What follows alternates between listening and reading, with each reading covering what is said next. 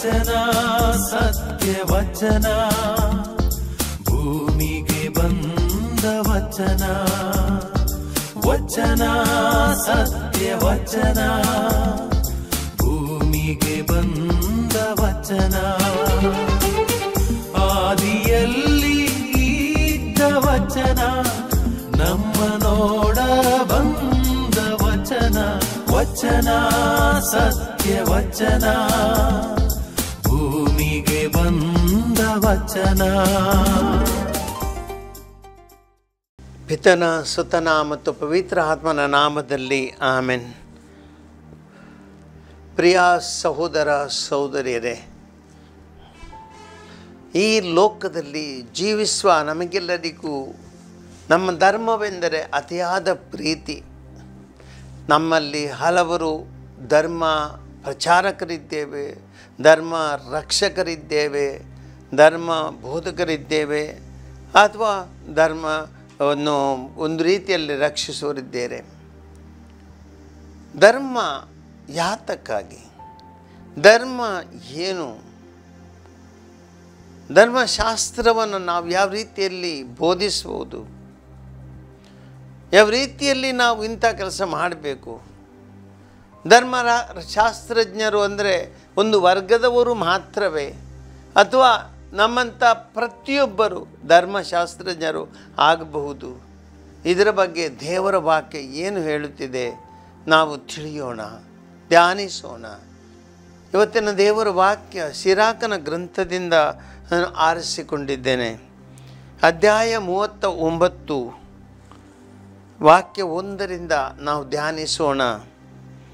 ದೇವರ ವಾಕ್ಯ ಹೇಳುತ್ತೆ ಹೀಗಲ್ಲ, ಮಹೋನ್ನತನ ಧರ್ಮಶಾಸ್ತ್ರವನ್ನು ಮನಸ್ಸಿಟ್ಟು ಧ್ಯಾನಿಸುವವನು, ಪೂರ್ವಜರ ಜ್ಞಾನವನ್ನು ಅಧ್ಯಯನ ಮಾಡುವವನು, ಪ್ರವಾದನೆಗಳನ್ನು ಅರಿಯುವುದರಲ್ಲಿ ಸಮಯ ಕಳೆಯುವನವನು. ಇಷ್ಟೊಂದು ಧರ್ಮಶಾಸ್ತ್ರಜ್ಞನು ಅಂದರೆ ಏನು? ಅದರ ಮೊದಲ ಭಾಗ ತಿಳಿದುಕೊಳ್ಳೋಣ. ಧರ್ಮಶಾಸ್ತ್ರಜ್ಞರಾಗುವುದು ಹೇಗೆ? ನಾವು ಸಹೋದರ ಸಹೋದರಿಯರೇ, ಒಬ್ಬ ಧರ್ಮಶಾಸ್ತ್ರಜ್ಞನು ಅಂದರೆ ಶಾಸ್ತ್ರವನ್ನು ತಿಳಿದವನು, ತಿಳಿದು ಅದನ್ನು ಬೋಧಿಸುವವನು. ನಾವೆಲ್ಲರೂ ಧರ್ಮವನ್ನು ಪಾಲನೆ ಮಾಡುವವರು. ನಮ್ಮ ಧರ್ಮಗಳನ್ನು, ಯಾವುದೇ ಧರ್ಮವಾಗಲಿ ನಾವು ಧರ್ಮವನ್ನು ಪಾಲನೆ ಮಾಡ್ತೀವಿ.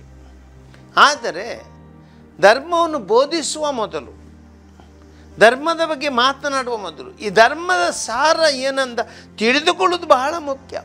ಇದೇ ಇವತ್ತು ದೇವರ ವಾಕ್ಯ ಒಂದು ಮೊದಲನೇ ಭಾಗದಲ್ಲಿ ಹೇಳುತ್ತಿದೆ. ಮನಸ್ಸಿಟ್ಟು ನೀನು ಧ್ಯಾನಿಸಬೇಕು. ಧರ್ಮಶಾಸ್ತ್ರ ನಮಗೆ ಸಿಕ್ಕಿದೆ. ನಮಗೆ ಪ್ರತಿಯೊಬ್ಬರಿಗೂ, ನಮ್ಮ ಕ್ರೈಸ್ತರಿಗೆ ಬೈಬಲ್ ಇದೆ, ಅಥವಾ ಬೇರೆ ಧರ್ಮಗಳಿಗೆ ಅವರವರೊಂದು ಗ್ರಂಥಗಳಿವೆ. ಪ್ರತಿಯೊಂದು ಧರ್ಮಕ್ಕೊಂದು ಗ್ರಂಥ ಇದೆ. ಆ ಗ್ರಂಥಗಳನ್ನು ಅವರು ಧ್ಯಾನಿಸಬೇಕು, ನಾವು ಧ್ಯಾನಿಸಬೇಕು. ಅದನ್ನು ನಾವು ಬೈಬಲನ್ನು ಧ್ಯಾನಿಸಬೇಕು. ಬೈಬಲನ್ನು ಓದಿದರೆ ಸಾಲದು. ಈ ಬೈಬಲನ್ನು ವಾಕ್ಯನ, ದೇವರ ವಾಕ್ಯವನ್ನು ಧ್ಯಾನಿಸಬೇಕು. ಯಾವುದೇ ಧರ್ಮವಾಗಲಿ ನಮ್ಮ ಗ್ರಂಥಗಳನ್ನು ಓದಿ ಧ್ಯಾನಿಸಬೇಕು. ಧ್ಯಾನ ಬಹಳ ಮುಖ್ಯ. ಪೂರ್ವಜರ ಜ್ಞಾನವನ್ನು ಅಧ್ಯಯನ ಮಾಡುವವನು. ಈಗ ಧರ್ಮ ಏನಂತ ತಿಳಿಬೇಕಾದ್ರೆ, ಧರ್ಮದ ಸಾರ ಏನಂತ ತಿಳಿಬೇಕಾದ್ರೆ, ಧರ್ಮದಲ್ಲಿ ಅಥವಾ ಶಾಸ್ತ್ರದಲ್ಲಿ ಅಡಗಿರುವ ಸಂದೇಶವನ್ನು ತಿಳಿಬೇಕಾದರೆ ನೀನು ಜ್ಞಾನವನ್ನು ಅಧ್ಯಯನ ಮಾಡಬೇಕು. ಪ್ರತಿಯೊಂದು ಧರ್ಮವನ್ನು ಅಧ್ಯಯನ ಮಾಡದೆ ನಾವು ತಿಳಿಯದೆ ಬೋಧಿಸುವುದು ಸರಿಯಲ್ಲ. ಅನೇಕ ಬಾರಿ ನಾವು ತಪ್ಪಿ ಬೀಳುತ್ತೇವೆ. ಧರ್ಮದ ಸಾರ ಏನಂತೆ ತಿಳಿದುಕೊಳ್ಳುವುದಿಲ್ಲ. ಏನೋ ಒಂದು ತಪ್ಪು ಕಲ್ಪನೆ ಮನಸ್ಸಿನ ಇದ್ದುಕೊಂಡು ಧರ್ಮದ ಬಗ್ಗೆ ಏನೇನು ಹೇಳ್ತೇವೆ, ಅದು ತಪ್ಪು. ಧರ್ಮದ ಪ್ರತಿಯೊಂದು ಧರ್ಮಶಾಸ್ತ್ರದಲ್ಲಿರುವ ಪ್ರತಿಯೊಂದು ಶಬ್ದ, ಅದರ ವಾಕ್ಯ, ಅದನ್ನು ಧ್ಯಾನಿಸಬೇಕು, ಅಧ್ಯಯನ ಮಾಡಬೇಕು.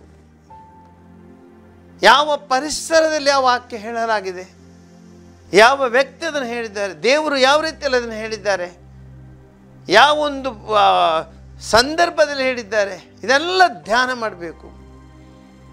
ಅದು ಬಹಳ ಮುಖ್ಯ.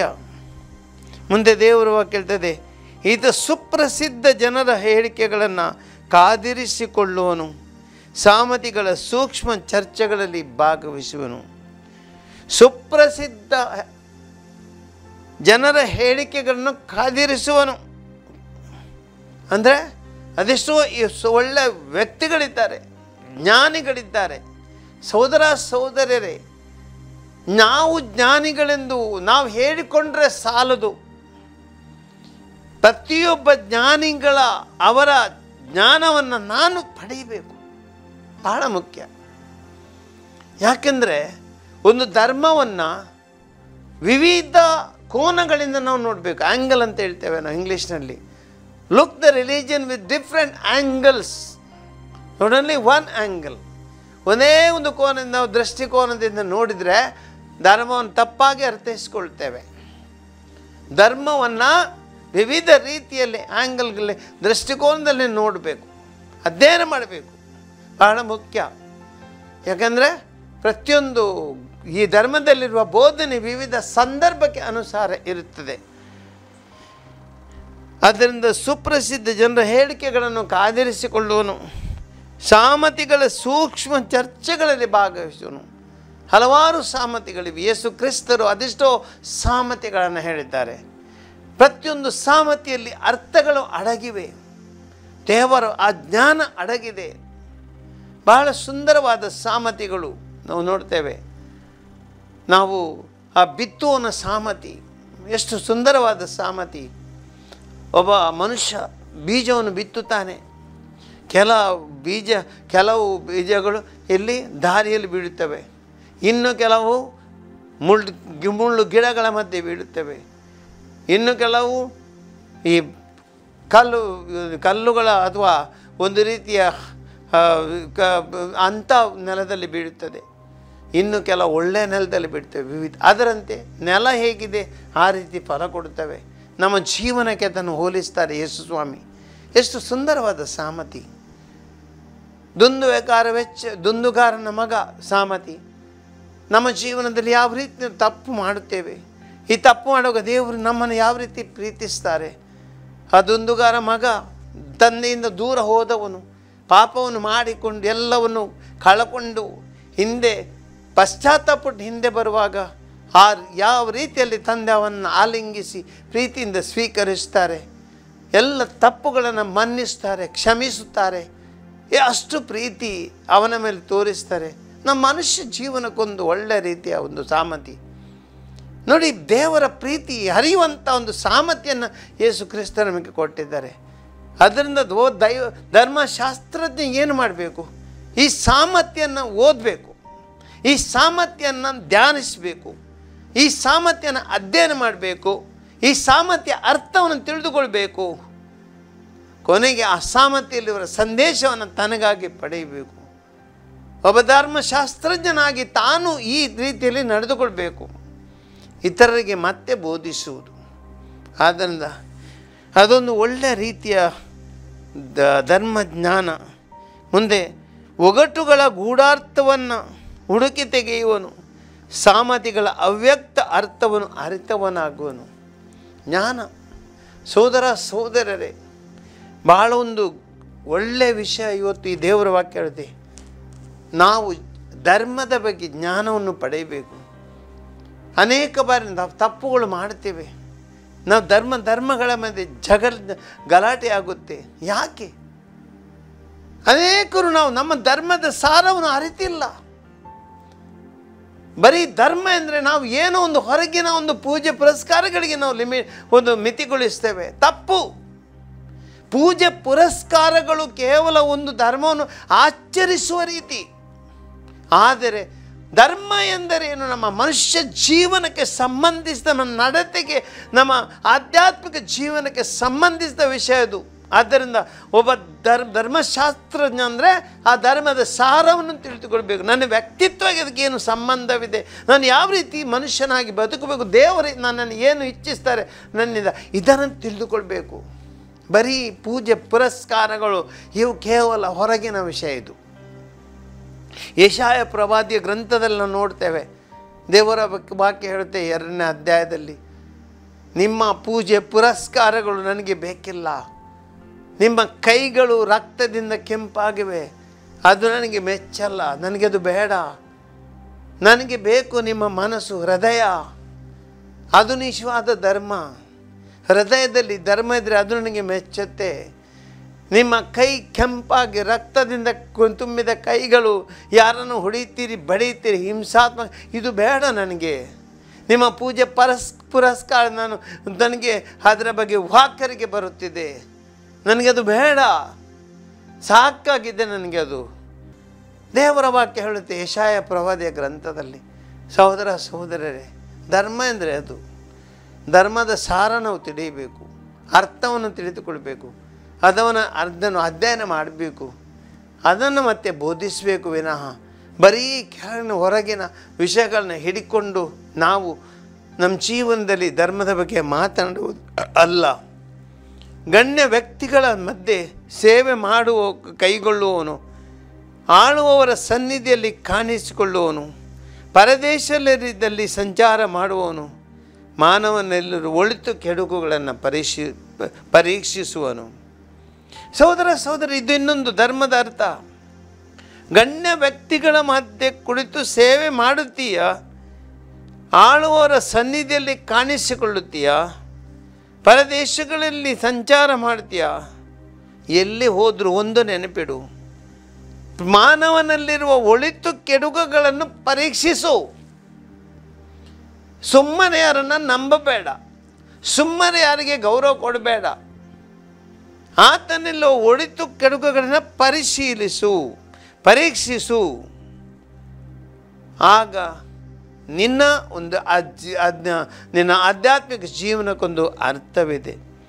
ಮುಂಜಾನೆ ಆಸಕ್ತಿಯಿಂದ ಎದ್ದೇಳುವನು, ತನ್ನ ಸೃಷ್ಟಿಕರ್ತ ದೇವರಿಗೆ ಮೊರೆ ಇಡುವನು, ಮಹೋನ್ನತನ ಸನ್ನಿಧಿಯಲ್ಲಿ ವಿಜ್ಞಾಪಿಸಿ ಬಾಯಿ ತೆರೆದು ಬೇಡಿಕೊಳ್ಳುವನು, ತನ್ನ ಪಾಪಗಳಿಗೆ ಆತನಲ್ಲಿ ಕ್ಷಮೆಯಾಚಿಸುವನು. ಇದು ಭಾಳ ಮುಖ್ಯ.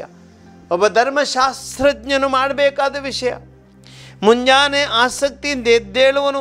ದಿನ ಬೆಳಗಾದರೆ ನೀನು ನಿನ್ನ ಬಗ್ಗೆ ಯೋಚಿಸುವುದಲ್ಲ, ನಿನ್ನ ಹಿರಿತನ ಬಗ್ಗೆ ಯೋಚಿಸುವುದಲ್ಲ, ನಿನ್ನ ಜೀವನ ಗರ್ವ ಸ್ವಾರ್ಥದಿಂದ ಮಾಡುವಂಥ ತುಂಬಿಕೊಳ್ಳುವುದಲ್ಲ. ಅದಕ್ಕಾಗಿ ಬದಲಾಗಿ ಎದ್ದೇಳುತ್ತೀಯ ಬೆಳಗ್ಗೆ ಮುಂಜಾನೆ, ಸೃಷ್ಟಿಕರ್ತ ದೇವನಿಗೆ ಮೊರೆ ಇಡು, ಸೃಷ್ಟಿಕರ್ತನನ್ನು ಆರಾಧಿಸು, ಸೃಷ್ಟಿಕರ್ತನಿಗೆ ಪೂಜೆ ಮಾಡು. ಆತನ ಸನ್ನಿಧಿಯಲ್ಲಿ ವಿಜ್ಞಾಪಿಸಿ ಬಾಯಿ ತೆರೆದು ಬೇಡಿಕೊಳ್ಳುವನು. ದೇವರಲ್ಲಿ ಬೇಡಿಕೋ. ಪ್ರತಿದಿನ ನೀನು ಮುಂಜಾನೆ ಎದ್ದು ದೇವರ ಬಳಿಗೆ ಹೋಗು, ಪೂಜೆ ಪುರಸ್ಕಾರ ಮತ್ತು ಪ್ರಾರ್ಥಿಸು. ನೀನು ಏನು ಅವಗುಣಗಳೆಲ್ಲವೂ ದೇವರಿಗೆ ಸಮರ್ಪಿಸು. ದೇವ, ಇವತ್ತಿನ ದಿನ ನನ್ನನ್ನು ಆಶೀರ್ವದಿಸಿ ಬೇಡಿಕೊಳ್ಳು. ನಿನ್ನ ಕೆಲಸವನ್ನು ದೇವರಿಗೆ ಅರ್ಪಿಸು. ಈ ಕೆಲಸದ ಮೇಲೆ ದೇವರ ಆಶೀರ್ವಾದ ಬೀಳದ್ದು ಪ್ರಾರ್ಥಿಸು. ನಿನ್ನ ಕುಟುಂಬದವರಿಗಾಗಿ ಪ್ರಾರ್ಥಿಸು. ಬಹಳ ಮುಖ್ಯ. ಧರ್ಮಶಾಸ್ತ್ರಜ್ಞನಾಗಿ ನೀನು ಸ್ವಾರ್ಥಿಯಾಗಲು ಸಾಧ್ಯವಿಲ್ಲ. ದೇವರ ಬಳಿಗೆ ಹೋಗಿ ನೀವು ಗರ್ವದಿಂದಿರಲು ಸಾಧ್ಯವಿಲ್ಲ.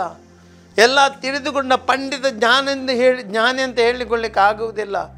ದೇವರಲ್ಲಿ ಬೇಡಿಕೋ, ದೇವರಲ್ಲಿ ಪ್ರಾರ್ಥಿಸು, ದೇವರಲ್ಲಿ ನನಗೆಲ್ಲವನ್ನು ಸಮರ್ಪಿಸು. ಇದು ಬಹಳ ಮುಖ್ಯ. ಅನೇಕವಾರು ಇದು ಮಾಡುವುದಿಲ್ಲ, ಅದಕ್ಕಾಗಿ ನಮ್ಮ ಜೀವನ ಹಾಳಾಗುತ್ತೆ. ಗರ್ವದಿಂದ ತುಂಬಿದರೆ ದೇವರ ಮುಂದೆ ಏನು ನಡೆಯಲ್ಲ.